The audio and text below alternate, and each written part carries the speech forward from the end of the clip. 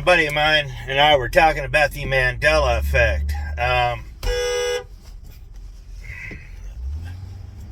We're sitting there talking about all of these things that they claim didn't happen, despite the fact you can go back and see it did happen. Much like Bob Lazar never lived in Los Alamos when we can prove he did. Wow, well, they found a phone book with his name, address, and he knew everybody in the building. But aside from that, we have this happen in our own personal lives too. Got thinking about a pawn shop broker that was about to lose his FFL for the second time. So he just gave it up. And you go and you talk to people, and I found out why. And people sit there and just try to convince you it didn't happen, when you know it did. So the Mandela effect is basically like the Berenstein Bears, the Berenstein Bears. Well, we found books with both of them.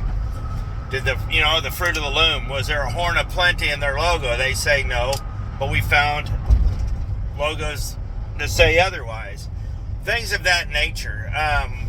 Things that we knew happened, we remember happening, and people are trying to tell us they didn't happen.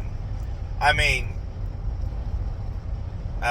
we all have a form of that. And while it does happen on a wide political level, he who controls the narrative controls history. But you sit there and in your own personal life, and there's people that can try to control your own personal history. Usually it's ego.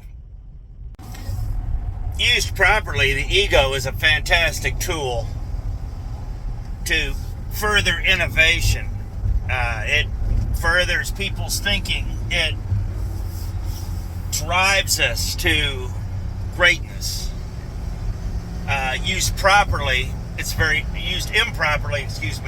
destructive.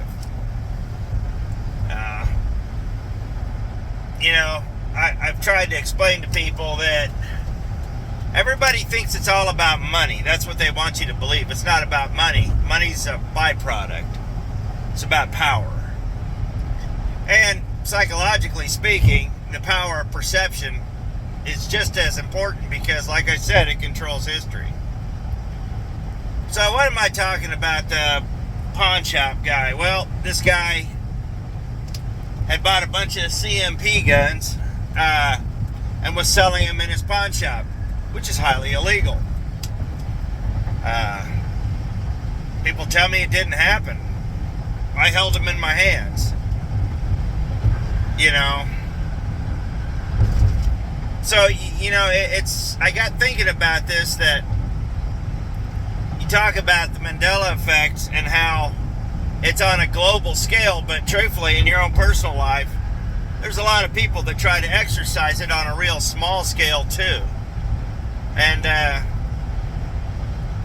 so, if you know something's true, hold on to it. If you can prove it's true, hold on to that. Trust your gut. I'll tell you what, I trust your gut a whole lot more than I trust what I read in the newspaper today. A little food for thought.